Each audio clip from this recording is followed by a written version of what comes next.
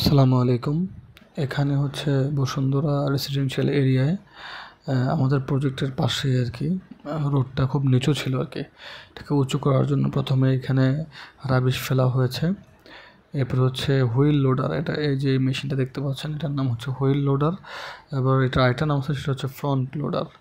তো এই wheel loader বা ফ্রন্ট লোডার যেটাই বলুন, এই মেশিনটা দিয়ে যেই রাবিশগুলোকে ফালানো হয়েছে আর কি রোডের লেভেলটাকে একটু আপ করার জন্য, সেই রাবিশগুলোকে মুভ করানো হচ্ছে এক জায়গা থেকে আরেক জায়গায়, অর্থাৎ লেভেলিং করা হচ্ছে আর কি।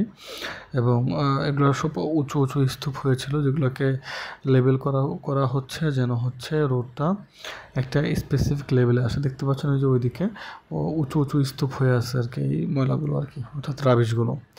তো এই হুইল লোডারের কাজ কি, যদি কোনো বড় ধরনের গার্বেজ বা হচ্ছে পাথর বা বড় কোনো স্তূপ থাকে মাটির, যেটাকে হচ্ছে লেভেল করার প্রয়োজন হয় বা এক জায়গা থেকে আরেক জায়গায় মুভ করানোর প্রয়োজন হয়, তখন এই হুইল লোডার বা ফ্রন্ট লোডারটা নিয়ে আসা হয় এবং এটা দিয়ে হচ্ছে রোডের যে লেভেলিংটা, এই লেভেলিংটা করা হয় আর কি।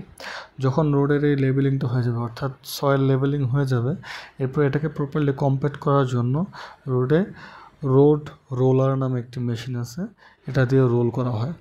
যখন রোড রোলারটা করা হয় তখন হচ্ছে এই যে সয়েল যেটা লুজ অবস্থায় আছে এখন দেখতে পাচ্ছেন, এই সয়েলটা তখন কম্প্যাক্টেড হয়ে যায় এবং হচ্ছে একটা স্ট্রং রোড যেটাকে বলা হয় আর কি, সেই কনস্ট্রাকশনটা মোটামুটি হয়ে যায় আর কি। এরপরে এর উপরে পিচ ঢালাই বা আদার্স যে কাজগুলো টুকটাক করা হয় আর কি।